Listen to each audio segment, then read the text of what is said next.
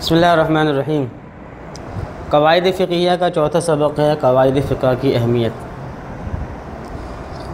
इस सबक में हम क़वाइद फ़िक़हिया का एक फ़लसफ़ा और इसके अग़राज़ व मक़ासिद और इसकी ज़रूरत पढ़ेंगे। देखिए, क़वाइद फ़िक़ह दरअसल मक़ासिद शरीयत हैं। आपने नाम सुना होगा मक़ासिद शरीयत का, कि जो मुज्तहिदीन किराम होते हैं वो मक़ासिद शरीयत की पर मुकम्मल अबूर रखते हैं और मक़ासिद शरीयत को देख कर ही वो अपनी फ़िक़ह की तदवीन करते हैं।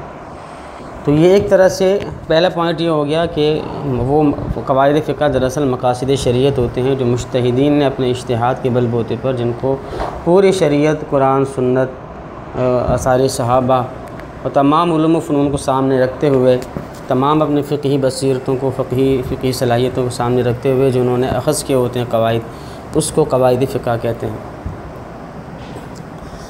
दूसरा पॉइंट आप ये कह सकते हैं कि क़वाइद फ़िक़ह असल में वो तमाम जुज़ियात का निचोड़ हैं और फ़िक़ह की तमाम जुज़ियात क़वाइद फ़िक़ह के अंदर मौजूद होती हैं। एक तरीके से समंदर को जो कूज़े में बंद करने का जो मुहावरा आपने सुना होगा कि समंदर को कूज़े में बंद कर दिया, तो वो इस तरह की चीज़ है कि एक तरह के ये मुहावरे होते हैं, ज़रबुल अमसाल होती हैं, लेकिन उसके अंदर हज़ारों फ़ुरूआत को समेटा जा सकता है। जैसे अभी हमने इससे पहले जो असबाक़ थे उसमें कुछ मिसालों से भी समझाया, और जब आगे असबाक़ आप पढ़ेंगे उससे मज़ीद बात वाज़ेह हो जाएगी कि एक कायदे के अंदर फ़िक़ह की 25% तक के जो जुज़ियात हैं वो इसमें आ जाते हैं। इसी तरीके से एक तीसरा पॉइंट आप ये बना सकते हैं कि अगर एक आदमी को तमाम फ़िक़ही जुज़ियात याद करनी हो तो वो गोया कि कह सकते हैं कि वो क़वाइद फ़िक़ह को याद कर ले और अच्छी तरीके से उसकी मशक़ कर ले, तो वो तमाम फ़िक़ही जुज़ियात को एक तरीके से बासानी याद करने का ज़रिया साबित होगा। चौथा पॉइंट यह आप बना सकते हैं कि क़वाइद फ़िक़हिया की अहमियत ये है कि उससे बराह रास्त मसाइल का इस्तिंबात भी किया जा सकता है। अगर एक आदमी ने क़वाइद फ़िक़ह पर अच्छी तरीके से अबूर हासिल कर लिया है, अच्छी तरीके से उसके अंदर बसीरत पैदा कर ली है, तो नित नए जो मसाइल हैं जिसकी दौर हाज़िर में ज़रूरत भी है कि ऐसे माहिरीन पैदा हों कि उनके अंदर नए मसाइल का फ़हम हो और वो नए मसाइल का हल पेश कर सकें और एतदाल मुतदिल हल पेश कर सकें। तो अगर हमारा क़वाइद फ़िक़ह पे अच्छा अबूर होगा, अल्लाह ताला हमारे अंदर ये चीज़ पैदा कर दे, तो इंशाअल्लाह फिर हम इस नए मसाइल को हम इस्तिंबात भी कर सकते हैं। जहाँ पे हमें नज़ीर नहीं मिलेगी फ़िक़ह की या हमें कोई जुज़िया नहीं मिलेगा, देखें पहले तो ज़रूरी है कि हम जुज़िया तलाश करें। अमूमन हम आजकल के लोग सुस्त हैं, तलबा तालिबात में थोड़ी सुस्ती आ जाती है, इसलिए वो कहते हैं हमें मसला नहीं मिला, हालांकि वो मसला मौजूद होता है लेकिन हम तलाश नहीं करते। तो पहले तो जुज़िया तलाश किया जाए। अगर जुज़िया नहीं मिल रहा है और ये बड़ी जान खपाने के बाद क्या एक आदमी कहेगा कि जुज़िया नहीं मिला, तो वहाँ जाकर फिर आप क़वाइद फ़िक़ह से भरपूर रहनुमाई लें और उससे मसला हल करें।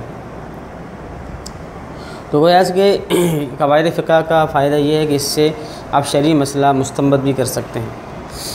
और एक और पॉइंट आप ये बना सकते हैं कि क़वाइद फ़िक़ह की अहमियत ये है कि आज तक इसकी जो ये ज़िंदा हैं, ताबिंदा हैं और ये बिल्कुल तरोताज़ा हैं कि दुनिया के बहुत से ममालिक में आज भी ये आइन का हिस्सा हैं और अरब, ख़ुसूसन अरब ममालिक के अंदर ये आइन का हिस्सा हैं। शरउल मजल्ला, जो मजल्लतुल अहकामुल अदलिया तुर्की का, खिलाफत उस्मानिया का जो आइन था, उसके अंदर भी ये इसको आइन का हिस्सा बनाया गया और बहुत से मिस्र और अरब ममालिक के अंदर भी ये अभी तक आइन का हिस्सा है।